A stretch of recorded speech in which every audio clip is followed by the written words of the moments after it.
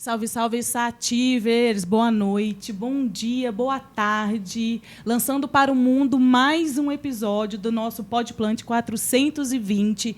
Esse que é mais um projeto do nosso coletivo 420, juntamente com Baque Sativa, Bloco Sativa, Batalha do Rindim, Karma Reg, sempre espalhando a palavra de liberdade para a planta. Eu que vos apresento aqui o podcast Isadora Voyames, @Isadora Drinks, uma mulher branca, cis, lésbica, feminista, percussionista, cabelos ruivos, toda tatuada, uso óculos e estou vestida com essa blusa que eu amo, que é a blusa da Marcha da Maconha de Aparecida de Goiânia, para lembrar também para todos que dia 13 teremos nosso próximo grande evento, que é a Marcha da Maconha de Aparecida de Goiânia. Com o Baque Sativa sempre fortalecendo o evento, levando a força dos nossos tambores, da nossa percussão, para movimentar esse direito nosso, que é o direito à marcha. Compareçam, gente. A Marcha da Maconha de Aparecida é maravilhosa. E é isso, sempre através da arte, da cultura, da música, levando aí o poder de liberdade para a planta. E aqui comigo também, apresentando o Podplant 420, ele, Felipe, o pirata. Salve, Fala, salve, Sativers. Boa noite aí para quem está acompanhando a gente aí. Um episódio muito especial aqui hoje, né? Diretamente dos estúdios aqui do CRJ, Centro de Referência da Juventude, região leste de Goiânia, na entrada do Morro do Macaco, periferia. Estamos aqui na Resistência. E é isso, hoje é um dia muito especial. A gente está aqui com a candidata senadora Cíntia Dias. Estamos aqui também com o Vitor Verde, que é candidato a deputado federal. E a gente vai falar de várias pautas, entre elas, né, principalmente, a pauta da maconha, da cannabis, né, política de drogas. E é isso. Gostaria de começar com a Cíntia, você se apresentasse, falasse um pouco de você, né, e apresentar a sua proposta inicial aí, para a gente começar essa conversa. Eu quero começar salve, salve. Adorei esse começo da Isa, né? Que entrada maravilhosa. Felipe e Isadora, muito obrigada por esse convite, por essa oportunidade da gente poder discutir e conversar um pouquinho do papel do legislativo, né? Na vida da maconha, na vida da cannabis, na vida das pessoas, né? E é isso, é um prazer imenso. Eu sou Cíntia Dias, sou presidente estadual do PSOL Goiás, estou candidata ao Senado pelo PSOL, na coligação Frente Brasil Popular.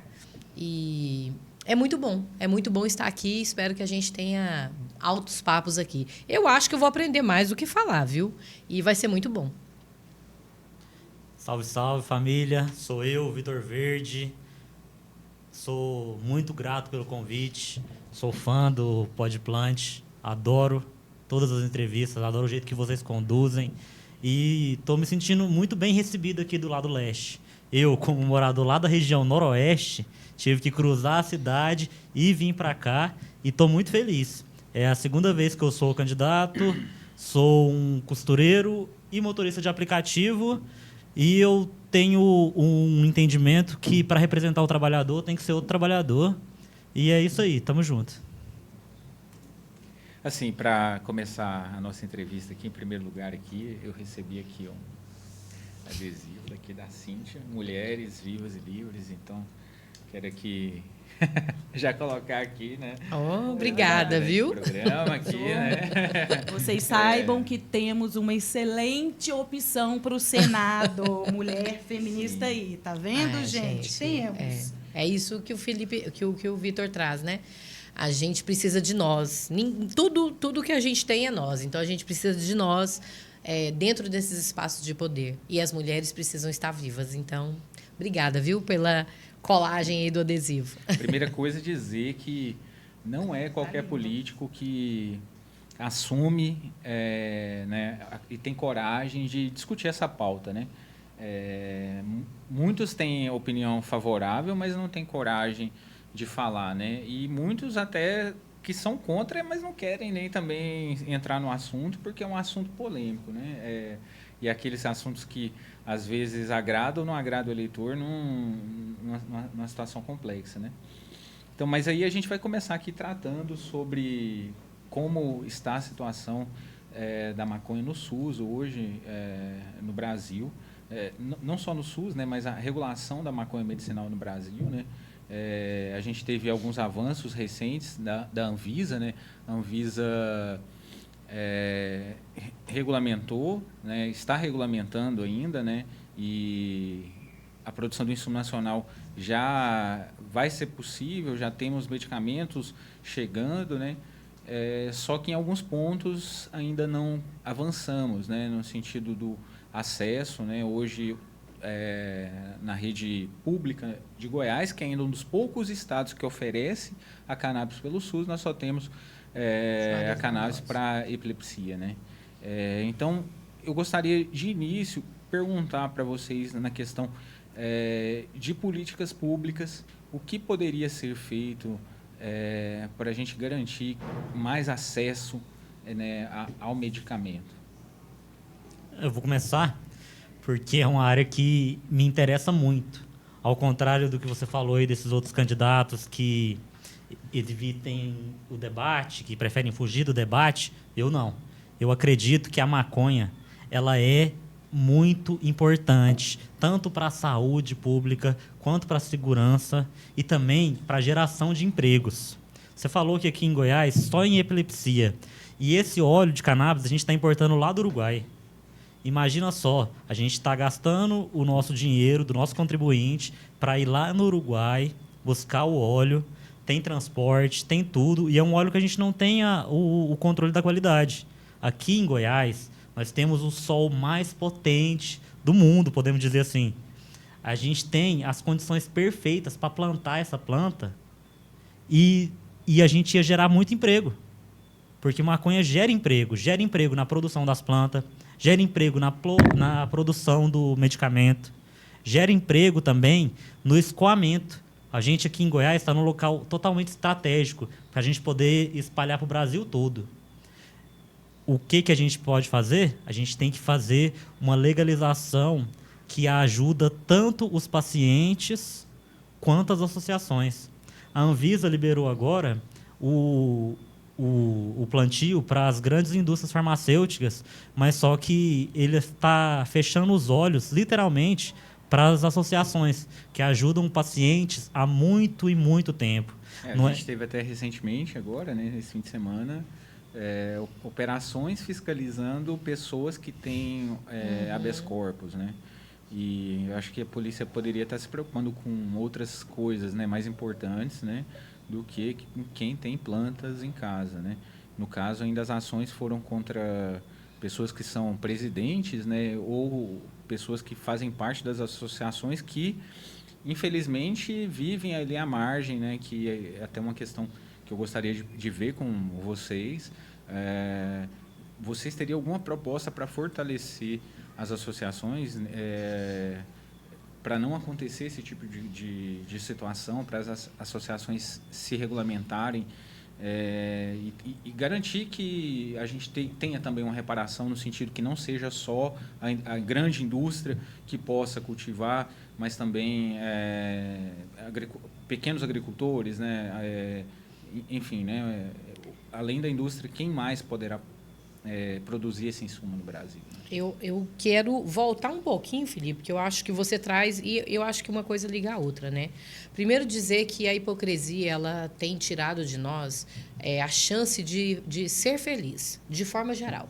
Em todas as pautas que são muito polêmicas, geralmente as principais pessoas que defendem contra são pessoas que praticam bastante o que elas estão falando. Então, quando você vê aquela pessoa falando, família. Família é a mulher dele em casa trabalhando e ele viajando com a amante, né? Então, é a hipocrisia que reina. Do mesmo jeito, é a questão da cannabis. Geralmente são pessoas que são usuárias, mas não são pretas, não são periféricas, não andam de ônibus e, por isso, podem e têm os melhores materiais, né, as melhores plantas, as melhores cultivos para poder garantir o seu uso.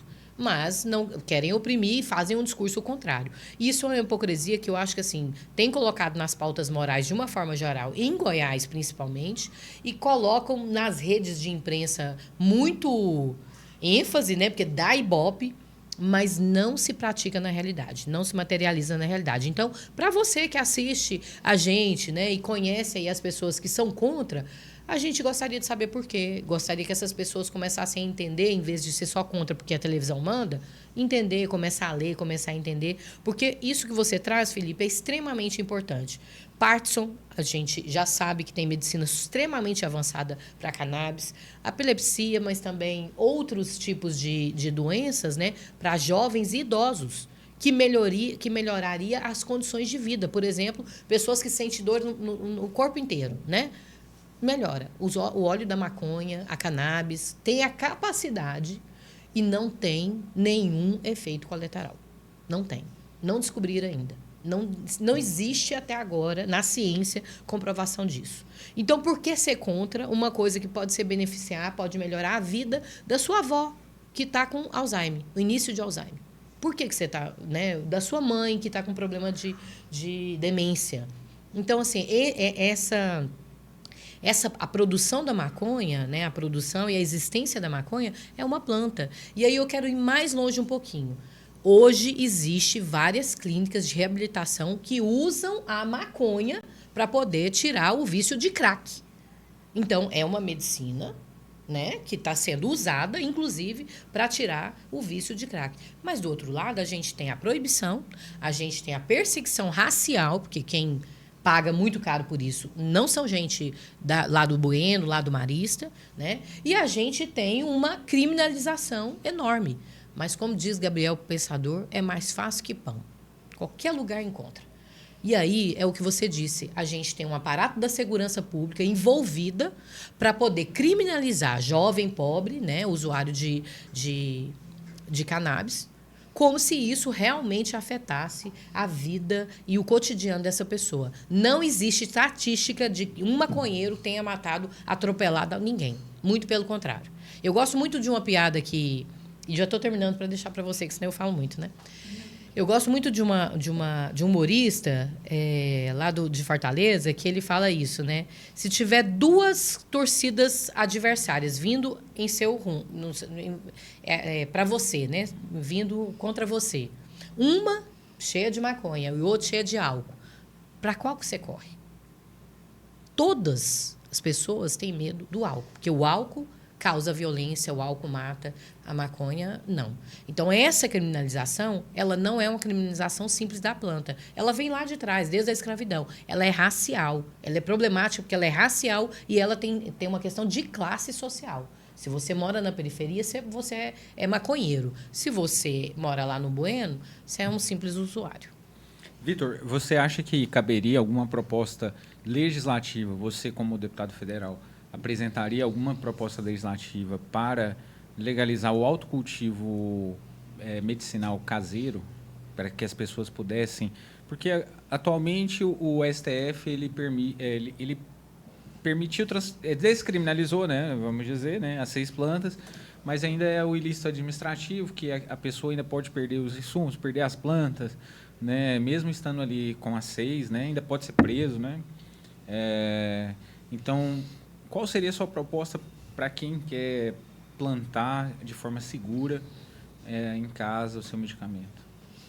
Eu tenho uma opinião, que ela é um pouco polêmica, que diz que toda maconha é terapêutica.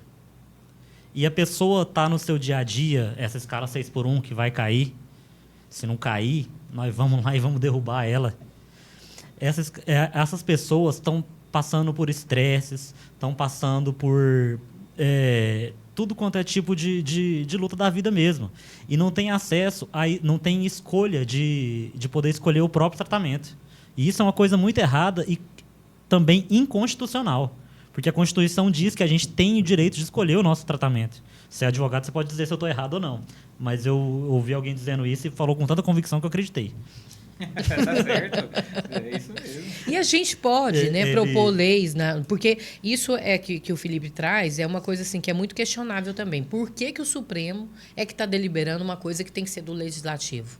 Porque o Legislativo tem tanto medo sobre isso. E eu gostaria de conversar com vocês, Adora, e com o Felipe, sobre isso. Porque a gente está no estado do agro, né, Vitor? A maconha tem uma capacidade da fibra, então a fibra faz até barco. Não é só bolsa, não. Com a fibra você faz até barco. Você tem a extração do óleo, você tem o uso recreativo, você tem terapêutico. Então, com a planta, você teria a capacidade, inclusive, de gerar energia, uma capacidade incrível de aumentar a economia do Estado. E, mesmo assim, o agronegócio dentro do parlamento ainda consegue ser contra. Eles estão ganhando porque tem eles... alguns que hoje estão de olho e defendem. E defendem, né? Esses que estão nas indústrias farmacêuticas grandes. Sim. Eu acredito que esse projeto precisa inserir um projeto no Senado que a gente discuta o uso da cannabis de forma muito responsável. Porque se ela tem esse uso terapêutico, se ela tem essa capacidade, inclusive, de melhorar em relação a drogas pesadas, a gente precisaria entender a necessidade do Estado ter o controle sobre isso. E o Estado vai controlar se a criança de 15 anos vai usar ou não. O Estado vai conseguir controlar se quem está usando com 20, 30, 40 anos, sei lá, vai usar produto de erva ou fezes de vaca, porque tem isso, né? Não tem uma mistura. Então, o controle parte do Estado. Por que o Estado não quer fazer o controle de algo que está no cotidiano de Goiás e do mundo? Isso o Legislativo precisa discutir com seriedade e a gente no Senado e o Vitor na Câmara Federal vai fazer essa discussão. Porque a gente tem um compromisso de não criar hipocrisia e, né, avançar nas polêmicas, mas de resolver um problema que existe. E o problema das cadeias, aumentar o número de segurança, não resolve, já foi provado, não resolve a violência em si, principalmente o tráfico. O que resolve é a gente fazer a prevenção e cabe a responsabilidade do Estado. Emendando agora no que ela falou, é exatamente isso uma coisa que eu venho pensando há tempos. Porque na biqueira não se pede CPF, na biqueira não se pede RG. A única maneira de controlar se as crianças vão ter ou não acesso à maconha é com a legalização, é com o registro, é com a coisa bonitinha. Não precisa, a gente tem... Até com redução de danos, né? A gente usa o exemplo do cigarro, que a maconha a gente não sabe ainda quais são os efeitos negativos, né? Mas os que tiverem vão estar lá na embalagem descritos, né, como uma forma de redução de danos também, né? Claro, é uma coisa tão complicada que nem pesquisas a gente consegue fazer sobre a cannabis. A gente não pode fazer. O exemplo é o próprio delegado agora, na reportagem do Fantástico de domingo, dizendo que não poderia fazer remédio das flores, né? Ele pegou o saquinho de flores assim do cara e não, isso aqui não é remédio. Então, se não é das flores, é do quê? Né? Então, assim, mostra a ignorância do delegado que está investigando, que deveria ter um conhecimento ali do mínimo, básico, né? E passou essa vergonha em rede nacional. Né? Tem uma anedota que eu lembro que o Tommy Chong, sabe, do Tiji Chong, ele foi preso e, quando ele foi preso, ele tinha que fazer um curso sobre educação de drogas. Só que, na verdade, ele ensinou. Que os caras não sabiam nada de droga. Mas chegava, isso, né? Chegava lá, o juiz vai e fala assim, não, a maconha é perigosa porque vai te deixar preguiçoso e desmotivado. E é um motivo para levar uma pessoa para cadeia? Ô, Steve, acorda o réu aí que ele tá dormindo. Não faz sentido uma coisa dessa. Faz sentido, Mas é isso, assim, a gente precisa de leis que realmente controle, que dê qualidade de vida e que garanta que as pessoas tenham acesso a um produto realmente que exista, né? Um produto real, não uma mistura, porque esse é o perigo. E aí, gente, é o papel do Estado. O Estado está sendo muito omisso, né? Porque ele sabe que existe, e é uma responsabilidade que o Senado e a Câmara Federal precisa cumprir, precisa fiscalizar, precisa, né, operar, porque está errado. E outra coisa é isso, a gente precisa criar, junto com a descriminalização da maconha, da cannabis, criar também os ambientes seguros, né? Para a gente poder garantir que pessoas que tenham, por exemplo, necessidade de acolhimento com outras drogas tenham acesso mais fácil à cannabis. É uma questão também, Felipe e Isadora, de soberania do país. Porque se a gente está usando o óleo aqui em Goiânia, lá no Juarez Barbosa, ele está disponível, por que, que a gente está importando esse negócio do Uruguai? Onde é que fica a nossa soberania? Porque a gente fala, ouve um monte de gente ali no exército, lá, bandeira da soberania, rezando para os pneus. Minhas queridas, as plantas que deviam estar aqui com a riqueza que a gente produz, e não, como eu disse, não é só recreativo. A planta fornece para a gente uma riqueza do pé, das folhas, até as flores. E por que, que a gente não pode produzir isso e garantir com regras, a gente tenha uma produção e dinheiro para nós. Dinheiro, recurso para o Estado gastar com educação, com saúde, com qualidade de vida. Só o que eles ganham de imposto lá na Califórnia, eles estão construindo história que não tá, escolas. O que eles estão coletando de imposto na Califórnia, estão construindo escolas que não estão no gibi. Pois é. Nunca se investiu tanto em educação e de um dinheiro que veio da maconha. Então, aproveitando o gancho aqui da soberania, né, a gente viu que recentemente o governo americano, Donald Trump, né, o Laranjão, classificou as facções, né, como grupos terroristas, né, uma questão bem complexa, né, que não muda muita coisa na prática, mas, de certa forma, autoriza ações, intervenções americanas no solo latino, né? E o presidente da Colômbia agora, né, o ex-presidente da Colômbia, ele tinha desafiado no sentido de que aquilo que eles produziam tinha valor, né? Então, eu queria tratar exatamente sobre isso, do uso adulto, como o Estado trata a cannabis como algo ilícito e acaba sendo jogado para as facções criminosas, né? Então, as facções criminosas acabam detendo, né, a droga, né? E as pessoas acabam tendo acesso, infelizmente, através da maconha prensada, da maconha Colômbia, que vem da Colômbia, e assim por diante, né? E quais que seriam as propostas de vocês no sentido da segurança pública, né? O que poderia ser feito na questão do uso adulto, né? A gente tratou do uso medicinal, né? Mas a gente sabe que o uso adulto, a violência, né? A cooptação das pessoas pelas facções criminosas, né? O tráfico gerar essa questão do dinheiro fácil, né? Então, como lidar, né, com essa questão tão complexa? A regulação da maconha, ela tem que ser uma regulação baseada em 3 coisas: regulação, rastreabilidade e uma opinião que eu tenho também é os clubes de cultivo. Os clubes canábicos, igual tem lá na Espanha. Eu até pensei... Na Holanda também, né? Na Holanda também. É uma maneira dos... No Uruguai também. No Uruguai também. É uma maneira dos próprios... os próprios usuários da maconha girarem a economia, terem as suas plantas e terem um lugar seguro para utilizar. Eu até pensei no nome, mas eu não sei se tem direitos autorais, que é TSE. Traga sua erva. Muito legal. Então, seria uma política pública no sentido de legalizar o acesso através dos clubes, né? Para tentar quebrar... Funciona, né?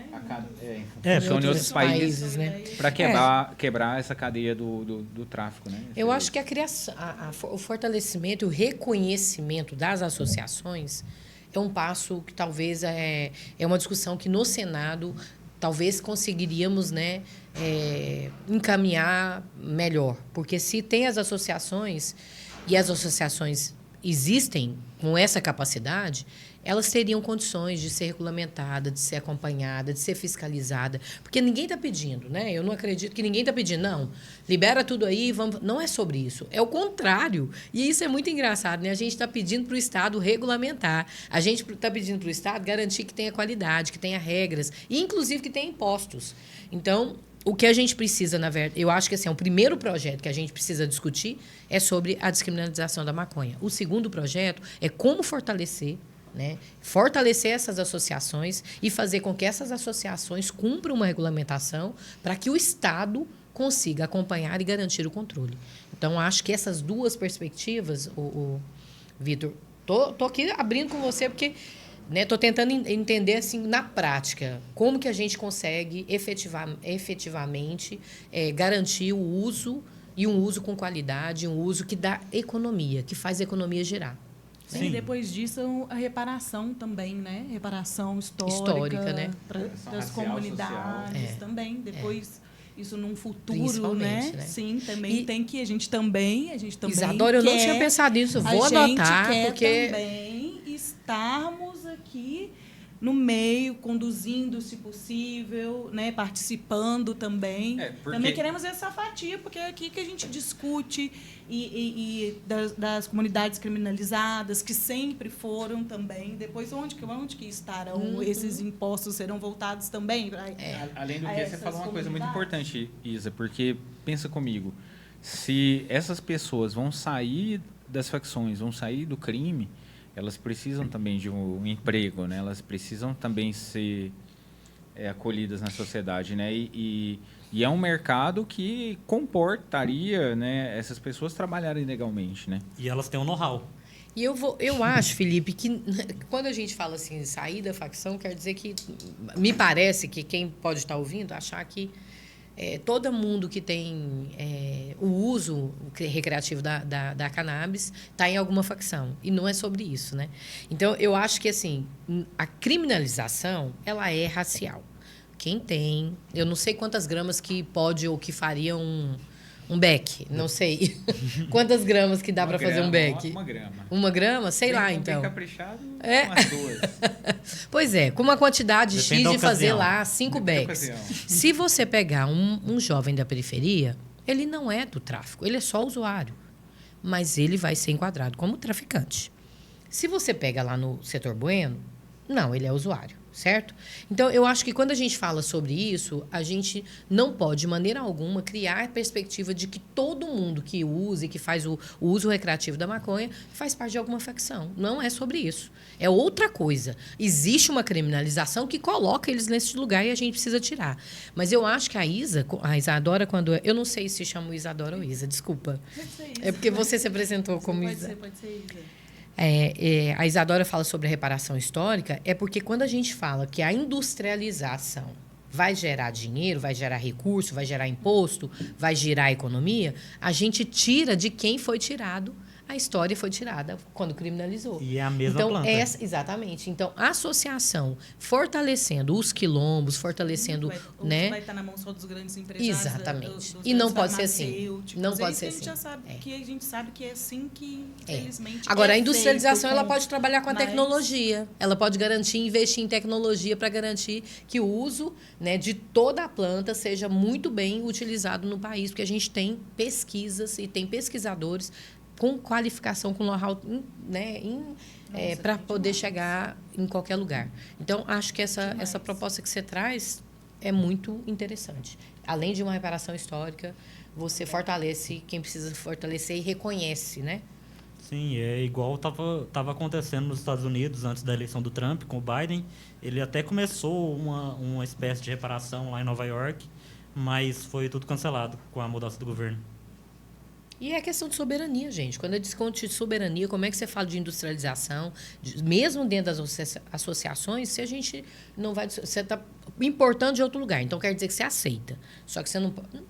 Qual é essa lógica? Sim, e é uma planta bem versátil, igual você falou. Faz concreto, e é um concreto bom, misturado com outros ingredientes, que mantém o ambiente fresco nos dias quentes e quente nos dias frios. Ele tem pegada de carbono, é um tecido que ele consome menos água do que o algodão. O lixo dele é menos problemático. E pode muito também ser usada e explorada na questão ambiental, né, gente? Que ela ajuda o solo, né, no reflorestamento, na qualidade do solo, nessa questão também de políticas ambientais também, que pode muito bem ser usada também e aproveitada. Demais. Tudo isso aqui que a gente falou, no fim das contas, depende muito do legislativo, né? Muito mais, inclusive, que do executivo. E a gente vê que há muitos anos a política não se renova, né?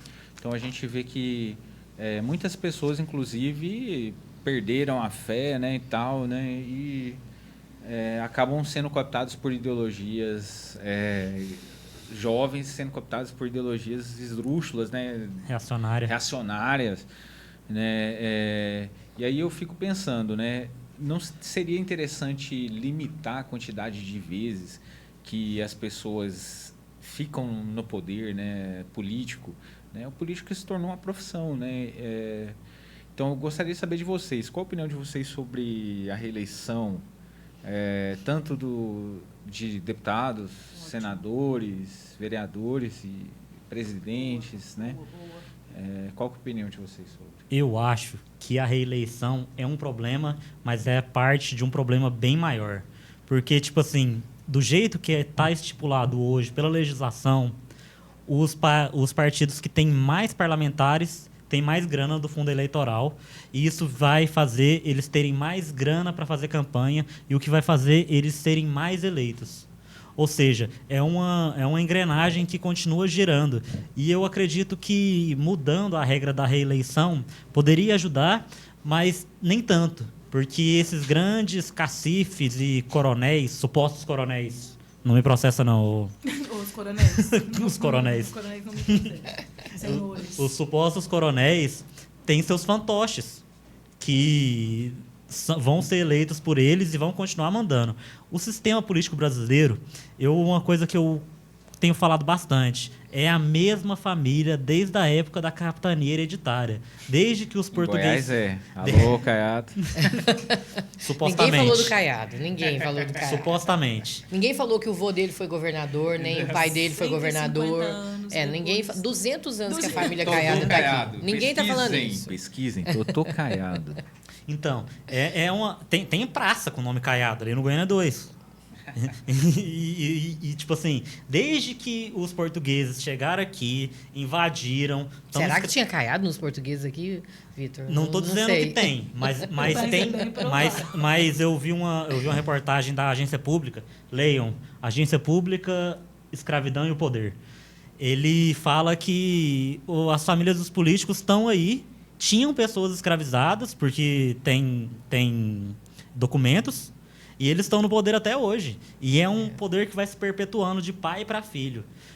E por isso que eu digo, gente, para representar o trabalhador tem que ser outro trabalhador. Eu vou sempre bater nessa tecla, porque enquanto a gente está sendo representado por essa galera que não pega ônibus, que não fica atrás de um balcão no shopping, que não mora na periferia e vai servir a playboyzada, que não são mulheres. Negras.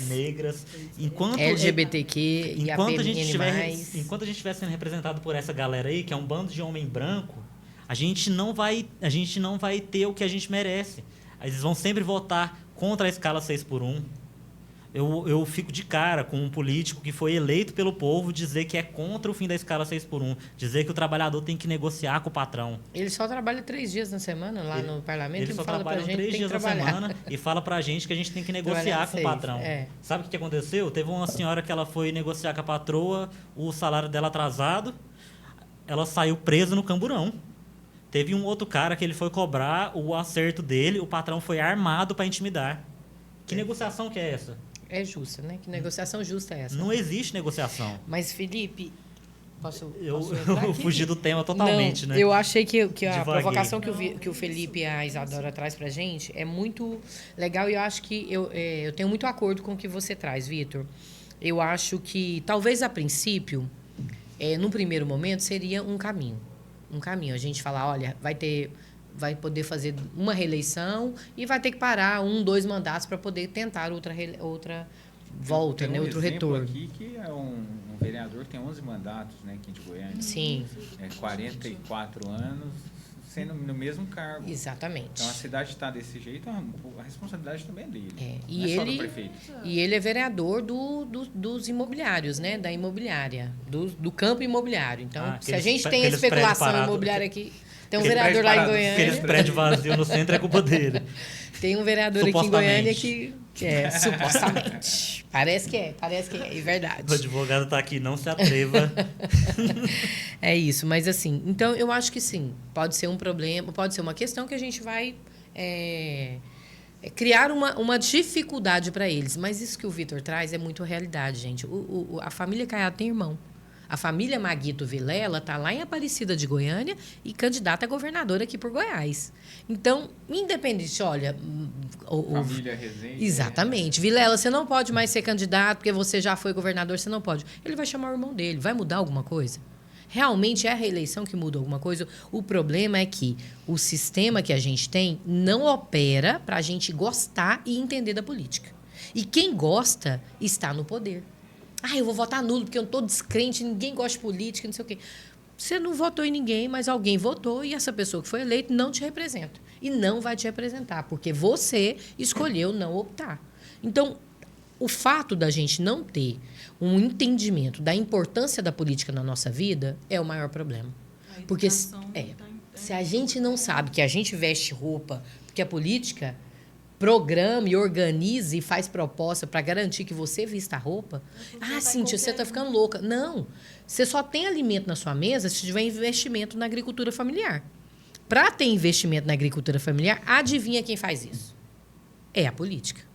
Não é os bancos. É a política que coloca lá uma regra e organiza toda uma legislação para o banco permitir a produção de alimento. Então, ela decide se a gente, inclusive, tem esse podcast ou não. Discutir a política é o que poderia fazer a gente pensar. E a gente, Felipe e Isadora, estamos numa lógica do TikTok, até o prefeito, né, de Goiânia gosta de fazer TikTok. Vai lá pro SUS, em vez de resolver o problema, que ele diz que resolve qualquer problema, não conseguiu, não. Fica fazendo TikTok falando mal dos funcionário público. Mas, enfim, essa política do TikTok emborrece a gente. Você não tem paciência de eu ver um vídeo de 3 minutos. Você não vê mais as crianças lendo. Você não vê ninguém abrindo um livro. E aí, gente, para que pensar se está tudo pronto? É só fazer uma figurinha. Esse problema é mais grave, porque isso tira da gente o nosso poder de nos reconhecer como trabalhadoras e trabalhadores, de nos reconhecer como mulheres, de nos reconhecer como mulheres negras, porque a classe trabalhadora é diversa. E a gente tem problemas diferentes. Mulheres trans não têm nem trabalho. Elas não conseguem nem acessar o trabalho, né? Elas geralmente estão marginalizadas na prostituição. Então, essa sociedade, ela tira de você até o tempo para você parar, ler um livro, assistir um filme, ouvir uma música e pensar. Eu acho que esse é um problema grave. O sistema tem controlado nós de uma certa forma que a gente não tem tempo de ver a nossa companheira e o nosso companheiro. Não tem tempo de ver os nossos filhos crescer, de acompanhar na escola para ver qual é a matéria, a disciplina que ele está mais gostando. Enfim, existem problemas mais graves. Talvez, no primeiro momento, como, por exemplo, algumas reparações históricas, né? Até a data de tal, a gente fazer isso. Mas eu adoraria eleger vários Chico Alencar, várias Érica Hilton, várias vezes. Eu tenho dificuldade de continuar elegendo os coronéis e herdeiros dos nomes políticos de Goiás, né, e do país. As próprias cotas eleitorais também, né, que só são pré, né, elas deveriam ser pós, né? Então, na regra eleitoral, você tem que colocar o quantitativo mínimo de mulheres, mas não importa quantas sejam eleitas. Nem quantas sejam eleitas. Né? Olha para você ver, né? Que regra é essa? Pois é, e também a declaração de candidaturas pardas e negras. Isso. Na última eleição, a gente viu que várias pessoas, se eu não me engano, até o ACM se declarou, o ACM Neto se declarou. Pardo. Negro. Negro. Pô, né, gente? Então... E, Felipe, olha isso que você está trazendo, é tão interessante que a gente fica imaginando, né? Nós estamos vivendo um tempo de democracia. Bom, quem tem tantos parlamentares federais tem X de receita. Quem tem tanto, outro XY, tem XY de receita. Isso não é democrático. Porque o programa, toda a estrutura política é deliberada assim. Quem já tem, vai continuar tendo. É isso que eles estão falando para a gente. Olha, quem está aqui vai ter mais opções de recursos, de tempo de TV, né? de projeto, de participação. O cara já é deputado. Ele já tem uma estrutura e ele recebe milhares de dólar, de reais, né? Milhares de reais para fazer uma campanha. Nós não recebemos nem centenas. Nem centenas. Tem uns que recebem dólar, né? Faz filme. Faz no, filme. no Cavalo Preto, né? Felipe, tem Pangaré. siglas. Ou Pangaré. E tem siglas partidárias em Goiás que não receberam nada, porque não tem, né? O pessoal ainda tem uma vantagem, que a gente cumpriu a cota. PSTU, PCO, PCB, UP não vão ter tempo nem de TV. Então, como é que alguém vai conhecer que existe trabalhadores e trabalhadoras propondo e se colocando como alternativa? Não é fácil fazer uma candidatura de esquerda, principalmente quando a gente não tem recurso, e até agora a gente não tem recurso, mas a gente se enfrenta porque a gente conhece o quanto esse sistema é perverso e é isso que a gente quer combater, esse sistema. Teve uma entrevista que eu vi, bem antes de eu me ter aspirações políticas, eu vi uma entrevista do Eduardo do Facção. Ele falava que a gente tem que se candidatar sim, a gente tem que lutar pela política sim, porque igual você falou, ele também falou que se a gente não gostar de política, a gente vai ser governado por gente que gosta. E é isso. O cara lá do Capão Redondo, a gente ali do Fim Social, a gente está sendo sempre representado por essas mesmas pessoas que estão querendo só melhorar a vida da família delas. Não se constrói mais escola, não se aumenta vaga de escola em tempo integral. Como é que a mãe vai trabalhar e deixar o filho desassistido? Como é que um pai vai trabalhar e deixar... A prevenção nunca é pauta, né, da política. A prevenção nunca é pauta, de todas as formas, não é só da saúde, né? Sim. A prevenção da violência doméstica, por exemplo, não é uma pauta da segurança e da educação em Goiás, né? Em Goiás e no Brasil.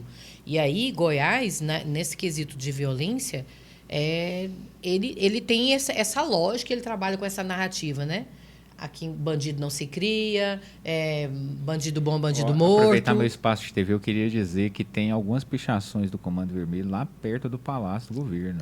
Então, assim, eu não estou dizendo nada, mas assim, estou falando nada, mas aparentemente dizem que o centro de Goiânia é do Comando Vermelho, Caiado. Então, fica aí o recado, viu? Nossa, aí fica difícil, né, gente? Pois é sobre isso. Então... Não, Tá bem largado lá mesmo, se você for ver. E o centro é tão bonito, né, gente? Por que não tem uma política no centro para poder garantir que a gente veja o centro? Eu duvido que a geração de 90 conheça o centro de Goiânia. E é tão bonito, é histórico, mas tem tanta placa na frente das estruturas, vários né? becos que foram privatizados. Só cercou os becos, botou portão, né? Pois é, gente. Garagem. Condomínio. Garagem. O carro vale mais do que a pessoa, bar particular, a música. você tem que pagar pra entrada. Pois é. Aí uma pauta urgente mesmo da questão de segurança em Goiânia. Olharem pelo centro de Goiânia, gente. Está muito abandonado. Ali na Paranaíba, eu conversando com os feirantes da Paranaíba, infelizmente. E eles reclamando isso. Fechando. Tudo fechando. Gente, por que a gente não Revitaliza, investe, revitaliza? Você imagina a gente ter um espaço para o skate. Então, fazer à noite, durante a noite, ele funcionar como lazer. Com skate, com batalha de hip hop, com a cultura. A cultura de Goiânia é viva. Ela só está escondida lá na periferia porque não deixa e não tem em nenhum investimento, incentivo desse governo. Muito pelo contrário. Tem. Só milhões. Só para a gente fazer um evento de rua de graça, a gente gasta R$900. Pra gente fazer um evento de rua. A gente, vamos ocupar algum lugar aqui em Goiânia, botar um som, vamos botar um sound system. R$900. Vamos lá, bombeiro, taxa de licença pré, licença pós. Olha pra você ver, né? Até licença a gente pede e paga, né? Mas é isso, né? Estamos aí. As ruas mais movimentadas do centro se de não Goiânia, paga, se não, não for a e não paga não pra você ver. segurança particular.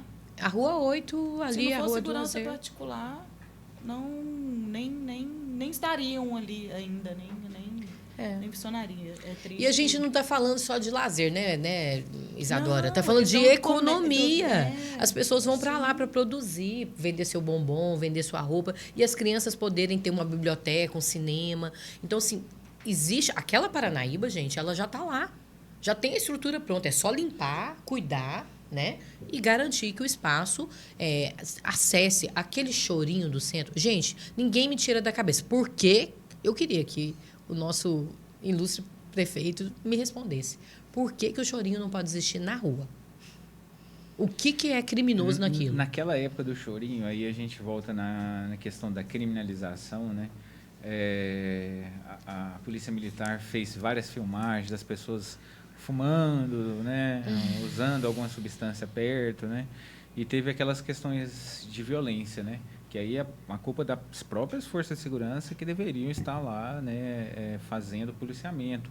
Uma pessoa que não tinha nada a ver foi resolver uma confusão, deu uma facada e a pessoa morreu lá no chorinho, né? E aí já tinha essas denúncias da Polícia Militar, terminou, né, com repressão. Que eu saiba, o Ivanor Florencio, ex-secretário, levou até multa da AMA, né? Foi resistente, tentou resistir e tudo. Faz concurso público. Prefeitura multando a prefeitura. Né, faz concurso público, que aí a gente resolve isso. O problema não é tirar as pessoas e tirar delas a oportunidade de participar da vida da cidade, participar da vida do centro e da cultura. O problema é não ter segurança pública. Então, faz concurso público. Pronto. A gente precisa garantir. E os servidores da segurança precisam ser valorizados. Porque eles estão na linha de frente. Ninguém é contra isso. O que a gente é contra é essa pauta de criminalização de todas as formas, né? Da cultura, do uso da cannabis, da cultura como arte mesmo, né? Isso é que é problemático.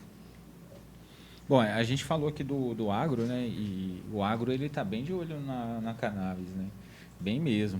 Mas a gente vê que tem muito desmatamento e falta de cuidado com a natureza, né? E o Brasil, ao mesmo tempo, é um país que depende da produção dessas matérias primárias, né? Desses alimentos para exportar, né? E tudo mais. E aí eu gostaria de perguntar para vocês aí se vocês têm alguma proposta na área ambiental, né? O que vocês propõem no meio ambiente, né? Assim, a gente saindo um pouco da pauta da cannabis, né? Mas tratando ali do meio ambiente. Mas continua na terra, né, Felipe? Continua na terra, da natureza, né? Da natureza. Então, ultimamente não, sempre o governo brasileiro apenas combate o desmatamento, né? A gente não vê políticas de reflorestamento, outro tipo de políticas. Então, quais seriam as propostas? Lembrando que o Cerrado é o bioma mais desmatado do Brasil. E mais diverso também. Né? Mais lindo, né? Eu acho que desmatamento não é o problema. É projeto. É projeto de acabar mesmo com tudo que a gente tem. E, assim, um projeto nefasto, porque não considera a vida humana. Sem água, eu nunca vi falar que alguém... Até o próprio negócio deles fica prejudicado. Então, a gente precisa, assim, criar... E aí é uma proposta que eu acho que a gente precisa discutir no Senado e discutir com o Vitor lá na Câmara Federal, né? A gente precisa criar, para além de fiscalização, mas também investir e valorizar aqueles que aceitam cuidar da terra como ela é. Aqueles que plantam, em vez de só desmatar. Porque existe hoje, né, um plantador de água, não sei se vocês já conheceram, tem até, eu sigo ele nas redes sociais, que ele mostra que a partir do momento que ele começa a reflorestar, aquilo ali brota água. Brota água. Então, ele chama plantador de água. E ele ensina a fazer isso. Então, esse tipo de trabalho, esse tipo de cultura na terra, precisava ser reconhecido e valorizado pelo governo federal. E a gente tem o papel, enquanto parlamentares... As nascentes brotando de novo dentro da terra. É muito bonito, né? E é isso, assim. Então, tá bom, eu não vou colocar gado aqui, eu não vou colocar pecuária, não vou colocar agro, né? Mas eu vou ter esse investimento na terra um pouco maior. E qual é o incentivo que o governo pode me dar? Acho que precisa dar, acho que precisa garantir. Porque a gente está falando sobre a garantia do mundo, né? Do ser humano e do ambiente, do meio ambiente. Outra coisa é a responsabilidade climática, né, Vitor? Eu não sei se você quer falar sobre isso. Eu quero falar que um dos projetos que eu tenho para melhorar essa parte climática é o fortalecimento das comunidades tradicionais. Porque são eles que sabem como tratar a terra. Desde a época que os portugueses invadiram aqui, de novo essa história. Eles estão aqui cuidando da terra. Hoje em dia, as faculdades estão pesquisando a forma que os indígenas produziam terra preta. É uma terra que eles faziam a rotatividade da cultura e essa floresta que está aqui, ela não está lá por acaso, ela foi plantada pelos nossos ancestrais.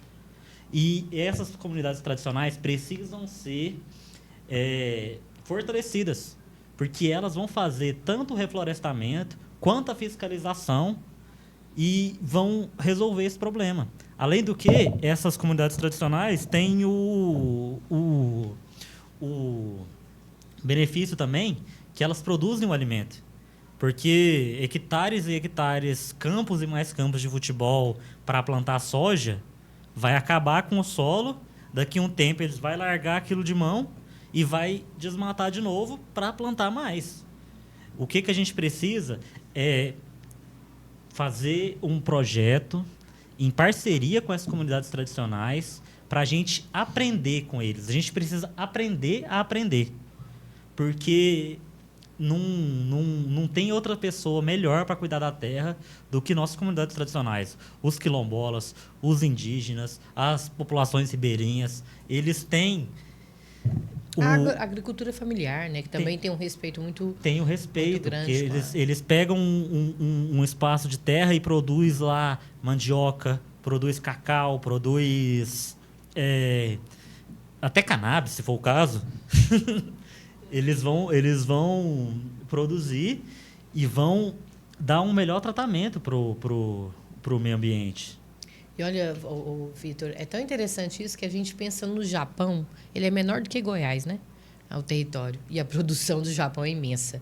Então, essa história do agronegócio que precisa desvastar, que precisa matar, precisa desmatar, é uma mentira. Muito. E não é todo o agronegócio, não. Eu tenho certeza que tem gente ali que raciocina e que poderia fazer essa luta com a gente, né? Mas essa questão, ela precisa ser séria. Não, a gente precisa investir em tecnologia, a gente precisa investir em fiscalização. Tem satélite que pode fazer essa fiscalização, né?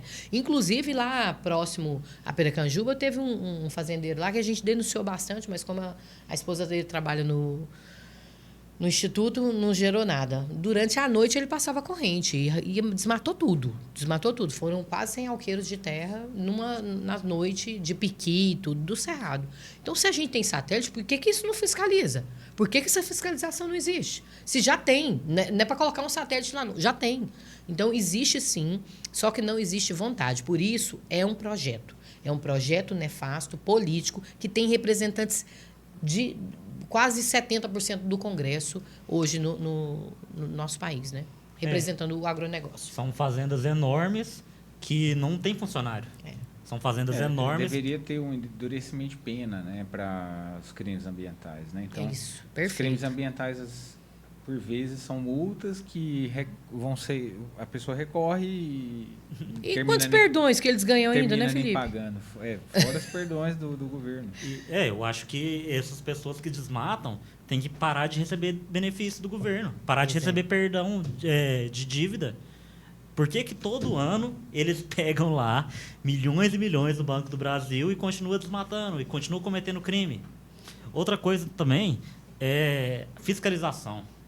Tem um dado que fala que o Parque Yellowstone, é o Parque do Zé Colmeia, tá ligado? Ele tem 700 e poucos funcionários. E ele é uma área minúscula comparada com o Brasil. E o Brasil, todo o ICMBio, que é o órgão de regulação, tem 1.000 e poucos funcionários. A gente tem que fazer o treinamento desse pessoal e isso vai agregar tecnologia, fazer o treinamento, vai gerar empregos, treinar eles para treinar com drone, para fiscalizar e punir. Olha, eu não sei nem por que o agro está investindo no atual governo. Eu não sei se vocês deram um passeio lá em Jataí, Rio Verde. Até você chegar lá em Jataí, tem 5 pedágios. Gente, 5 pedágios de câmera. Você não empregou ninguém. Você vai passar. Falar nisso, eu ainda tenho que baixar esse aplicativo, porque nas placas tá, você tem 30 dias para pagar, senão você vai ser multado. Gente, é um absurdo tão grande. Eu fiquei tão revoltada que vocês não estão entendendo. Tem um monte de ferro cheio de câmera que o seu carro passa e já baixa lá a fotinha da placa. Aí eu é que vou trabalhar para eles. Eu faço a estrada, porque são meus impostos que vai pagar as estradas, e nem são tão boas. Ô, agronegócio, o governo do estado de Goiás estão meio lascando vocês também, viu? Taxa do agro. A taxa do agro deve ter feito aquele pedágio. É lamentável, gente. Pessoal, nós estamos caminhando para o final. Aí, as últimas palavras aí que vocês queiram dizer aí para quem está assistindo. Suas redes, suas redes, publicidades. recomendações de leitura de filmes. E aí, Vitor? Pode pedir voto? Pode, tá liberado. Então, família, é o seguinte. Eu sou o Vitor Verde. Olha, ele até... Meu número é 5062 e eu vou falar pra você e você vai falar pra sua mãe, que vai falar pro seu vizinho também. Pra representar o trabalhador, tem que ser outro trabalhador. 5062, aperta o verde e confirma. Eu sou o Vitor Verde, minhas redes sociais são todas os Victor O Verde. Minha dica cultural, pode ser duas? Pode. Vai ser um documentário que é baseado em fatos raciais, conta a história da proibição lá nos Estados Unidos, apesar que a primeira lei de proibição foi aqui no Brasil, a lei do Pito do Pango, mas conta uma versão de lá, um documentário muito bem montado, tá na locadora vermelha. E outra dica cultural é o álbum do União Clandestina, lançaram esse ano, o primeiro álbum de estúdio, parceiraço. Salve, União Clandestina. Salve, Murilão. Salve! Eu sou mais velha. Eu vou indicar coisas mais velhas. Eu acho que A Cidade de Deus é um bom filme para aí como indicação, né? Porque fala muito isso que a gente falou sobre o sistema e como o sistema funciona. A gente precisa fazer assistir com o senso crítico. Acho também que A Distância que Nos Une é um bom livro, um bom artigo para a gente poder entender a distância que nos une, né? Para a gente poder começar a entender como é que funciona no sistema e por que a gente não tem... A gente produz a riqueza. É a gente que vai lá colocar a mão na terra para o agro, é a gente que vai estar no maquinário, é a gente que vai estar dirigindo o transporte ou pegando um ônibus para trabalhar. E mesmo assim a gente não reconhece que essa riqueza, que o PIB... né, do estado de Goiás eleva, é nossa, é a gente que faz. Então, eu acho que é um artigo extremamente necessário para a gente entender. E Chico Science, eu acho que é um ótimo instrumento musical aí para a gente poder... Mas é isso, né, gente? Apesar da minha geração estar lá um pouquinho, eu tenho certeza que vocês que são jovens vão gostar também. Fala suas redes, seu número. Chico Science não é tão Science, velho. Se for, tô bem velho já. Ai, que bom. Então quer dizer que eu estou no mesmo ambiente. Que nossa. bom. Chico Science é referência, muito Mandou bom. bem demais. Referência. Se vocês não me conhecem, né, discuta comigo, traz sua pauta, vem falar com a gente. A política ela é muito dinâmica. Eu aprendi muito aqui. Isadora e Felipe trouxe, inclusive, questões programáticas mesmo para a gente colocar como projetos. Vai no meu Instagram, Cíntia Dias Pessoal. E é isso. Fala comigo, cola com a gente, vem fazer política com a gente. Tá aí, viu, gente? Ó, temos soluções. E se a questão canábica é uma questão para ontem, ela precisa ser legalizada, regulamentada.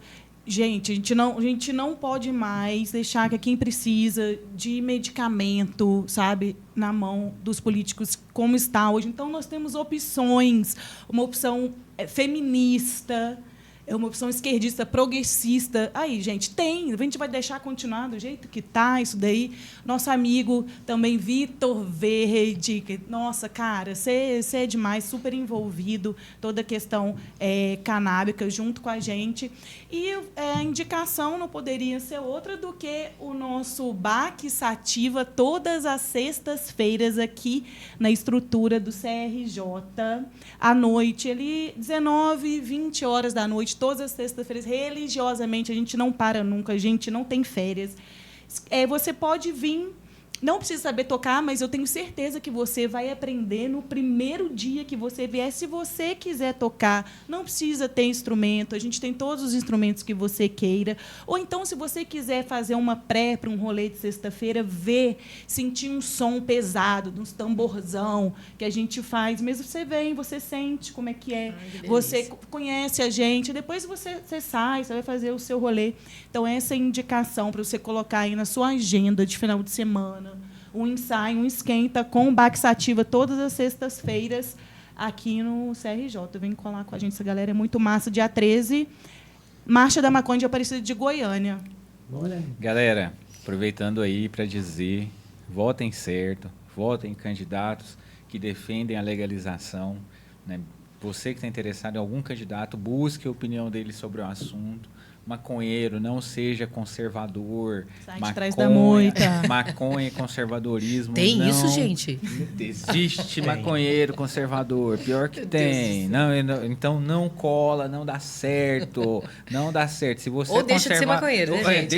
Você é conservador, deixa de ser maconheiro. E aí, quero agradecer a presença de vocês aqui hoje. Muito bom esse papo. A gente tinha que falar mais coisas, né? E mudar... Você já tá mandando a gente embora, Felipe, Isadora? Mudar esse acredito. sistema, né? Infelizmente, nosso tempo acaba. Agradecer todo mundo aí que passou esse tempo com a gente aí. Agradecer ao CRJ. E é isso, tamo junto, família. Tamo junto, salve essa ativez. Valeu demais. Obrigada, gente.